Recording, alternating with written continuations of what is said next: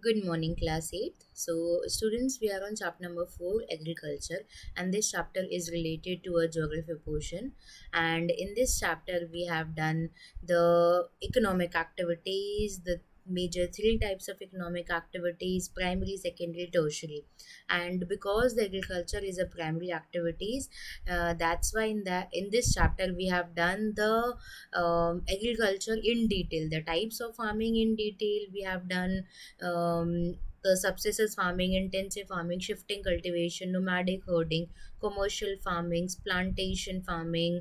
And in the previous class, we have started the major crops like rice, wheat, millets, मेज and cotton. ये हम लोगों ने पिछले क्लास में कवर अप कर लिया था कि कैसे इन सभी को कल्टीवेट किया जाता है, इनको कल्टीवेट करने के लिए कितनी टेम्परेचर की हमें ज़रूरत होती है, कैसे एरियाज़ की ज़रूरत होती है. तो इसके बाद हमारे कुछ जो कल्टीवेशन थे या फिर अगर हम बोले मेजर क्रॉप्स थे वो बचे हुए थे, that we will cover in this class. So now let's start with cotton. We have done in the previous class. Now we will start with jute. See, jute को गोल्डन फाइबर बोला जाता है. पहली लाइन इसके बारे में ये लिखी गई है that jute was also known as golden fibre. अब गोल्डन फाइबर क्यों? बिकॉज आप देख सकते हो इस एक क्रॉप को हम कितनी जगह में किस किस तरीके से यूज़ में ले सकते हैं. ऊपर आप डायग्राम में देख सकते हो जूट को आप रस्सियाँ बना सकते हैं, जूट के बैग होते हैं, जूट के बोरे होते हैं, कितनी तरीके से, मतलब आप उनको कैसे भी कहीं पर भी यूज़ में ले सकते हो. उनकी इतनी मेंटेनेंस की ज़रूरत नहीं है, बस कुछ फाइबर्स ही तो मैं उन्हें जोड़ के आप एक रस्सी के तौर पे इतनी मोटी इतनी मजबूत रस्सी बना सकते हैं. सो वो जूट को उसकी इम्पोर्टेंस और उसके वर्क के हिसाब से गोल्डन फाइबर बोला जा रहा है. It grows well in alluvial soil. Alluvial soil की ज़रूरत होती है, हाई टेम्परेचर, हेवी रेनफॉल और ह्यूमिड क्लाइमेट की इसको ज़रूरत होती है.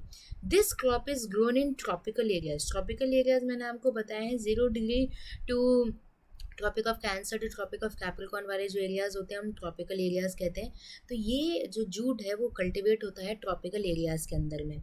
इंडिया और बांग्लादेश इसकी लीडिंग प्रोड्यूसर है. मतलब हम और मतलब इंडिया और बांग्लादेश में ये बहुत ज़्यादा प्रोड्यूस किया जाता है. So I am again repeating, golden fibre बोला जाता है. एल्यूवियल सॉइल में इसको हाई टेम्परेचर की ज़रूरत होती है, हेवी रेनफॉल, ह्यूमिड क्लाइमेट. बहुत ज़्यादा टेम्परेचर नहीं चाहिए, जैसे थार के डेजर्ट में आप जूट नहीं उगा सकते हो. मॉडरेट जब क्लाइमेट चाहिए, आपको हेवी रेनफॉल भी चाहिए होती है जूट कल्टीवेशन करने के लिए, तो आपको क्या है यहाँ पर एक तरीके से ह्यूमिड क्लाइमेट की ज़रूरत होती है.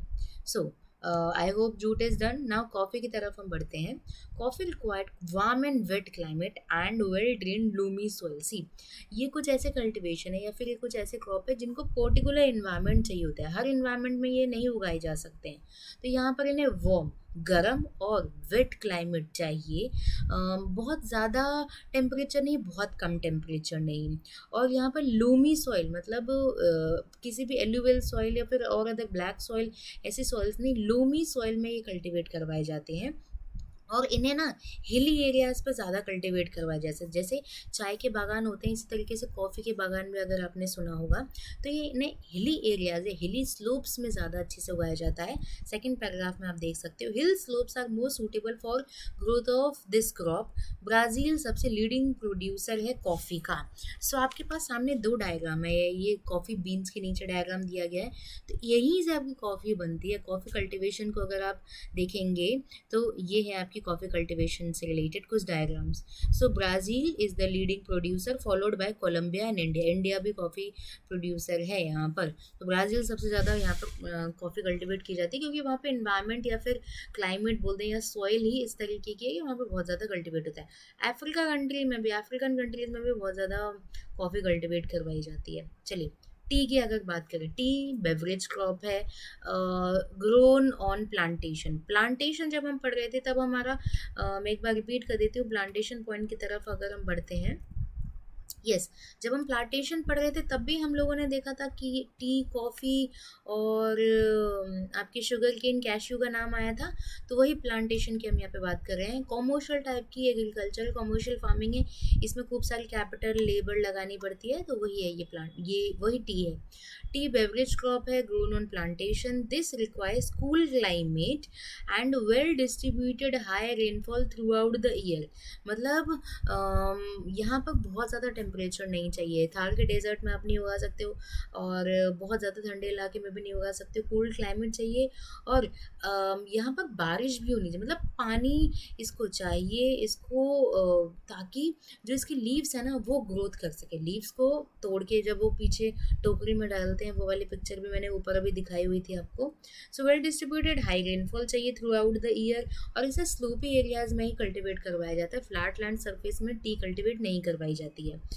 It needed well drained Lumi soil, इसको भी लूमी सॉइल की ज़रूरत होती है, जैसे कि कॉफ़ी को ज़रूरत होती है जेंटल स्लोप, बिल्कुल सीधा खड़ा ढाल नहीं, जेंटल स्लोप होना चाहिए। Labour in charge sorry in large number is required to pick leaves. अब देखिए मशीन से ये बहुत ज़्यादा ऐसा नहीं कि मशीन से ट्रैश करके निकाल दिया, सारा का सारा जो आपका अनाज था वो आपके हाथ में आ जाएगा। इतना आसान काम नहीं है टी को कल्टिवेट करना। आप उनकी पत्तियों को निकालते हो, कई बार हमने एड्स में देखा होगा, पत्तियों से बनती है, चाय के बागानों से ली जाती है, या ऐसे लैविश से जो आपके एडवर्टाइजमेंट्स होते हैं। किसी पर्टिकुलर एडवर्टाइजमेंट का यहाँ पे नाम नहीं लिया जा रहा है, बट यहाँ बस बात की जा रही है, पिक किया जाता है आपके लीव्स को। तो एक मेहनत भरा काम है, हर की मतलब मशीनरीज के ज़रिए ये थोड़ा टिपिकल हो जाता है, तो यहाँ पर लेबर की ज़्यादा ज़रूरत होती है हम लोगों को। Kenya, second paragraph third line, Kenya, India, China, Sri Lanka, ये इसकी लीडिंग बेस्ट क्वालिटी की यहाँ पर टी कल्टीवेट करवाई जाती की जाती है। चाइना ऊपर रह गया, श्रीलंका हमारे, इंडिया हम है ही, और केन्या अफ्रीका में है। यहाँ पर चाय के बागान बहुत ज़्यादा फेमस है। इंडिया में अगर बात करूँ, असम के चाय के बागान की बात कर लेते हैं, या फिर अगर मैं बात करूँ आपके दार्जिलिंग की जो कि वेस्ट बंगाल में, यहाँ पर बहुत बड़े बड़े चाय के बागान हैं, और ये बेस्ट क्वालिटी की यहाँ पर टी को कल्टिवेट किया जाता है। So by this topic we have completed और major crops of this chapter. So एक बार मैं क्विकली रिवाइज करवा देती हूँ। हम लोगों ने टाइप्स ऑफ फार्मिंग पढ़ चुके हैं। उसके बाद हमारा नेक्स्ट टॉपिक था जो कि पेज नंबर 42 पे था, मेजर क्रॉप्स। इन सभी मेजर क्रॉप जो कि है राइस, व्हीट, मिलेट्स, मेज, कॉटन, जूट, कॉफ़ी, टी की बात मैं करूँ, ये सारे के सारे हम लोग पढ़ चुके हैं। अब इसके बाद हमारा एक टॉपिक है एग्रीकल्चरल डेवलपमेंट, जिसमें हम देखेंगे कि किस तरीके से आप एक एरिया को ज़्यादा से ज़्यादा यूज़ करने लायक बना लें। जैसे हमारी इंडिया में कैसे फार्म है, उसके बाद अगर मैं यूएसए के फार्म की बात करूँ, वहाँ पर कैसे फार्म है, तो इन दोनों का, यूएसए के फार्म का और इंडिया के फार्म का, मतलब लैंड कल्टिवेटेड एरिया को हम कंपेयर करते हुए आगे के पॉइंट कवर अप करेंगे। सो वो हम आज नहीं करेंगे, एक बड़ा टॉपिक है, इसको कवर करवाएंगे। तो एक तरीके से हमारा जो समझाने का प्रोसेस है, उससे पहले हम इस चीज़ को वापस से रिवाइज कर लेते हैं। This topic, agriculture development, we will discuss in the next class. So first of all, let's revise all the major crops. First is rice. Rice major crop है, ये कल्टिवेट, लास्ट पैराग्राफ की तरफ आएंगे। China इसका leading producer है।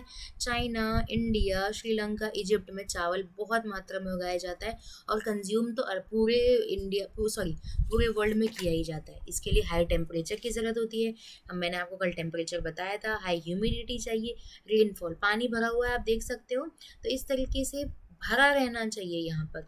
ये cultivate क्या किया जाता है, सेकंड लाइन में स्टेपल डाइट है, ट्रॉपिकल और सब ट्रॉपिकल। ट्रॉपिकल मतलब 0 to ट्रॉपिक ऑफ कैंसर, और सब ट्रॉपिकल उसके ऊपर वाला पार्ट है, तो यहाँ ये कल्टीवेट करवाया जाता है। इसके लिए fourth line, alluvial clayey soil चाहिए होती है।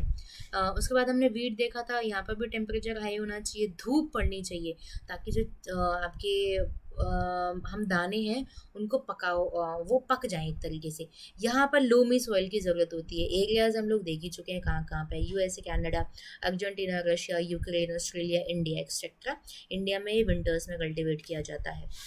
ना मिलेट्स की बात मैं करूँ, ज्वार एंड बाजरा की हम लोग कर रहे थे यहाँ पर, मक्का की बात कर चुके थे हम लोग, कॉटन की भी हम लोग डिस्कशन कर चुके थे कि कॉटन जिससे हम लोगों के जो कपड़े बनते हैं, रॉ मटेरियल इस कल्टीवेशन से, इस क्रॉप से हमें मिलता है।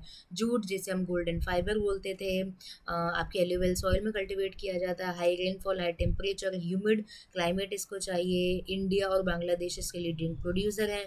Coffee and T, we both are sorry the coffee and tea is a beverage crop, and this require cool climate and well distributed high rainfall throughout the year, and that because of the leaves, because of the typical work, because of the we can say the gentle slope, loamy soil, the labor, we need more and more labor for picking the leaves from this cultivation.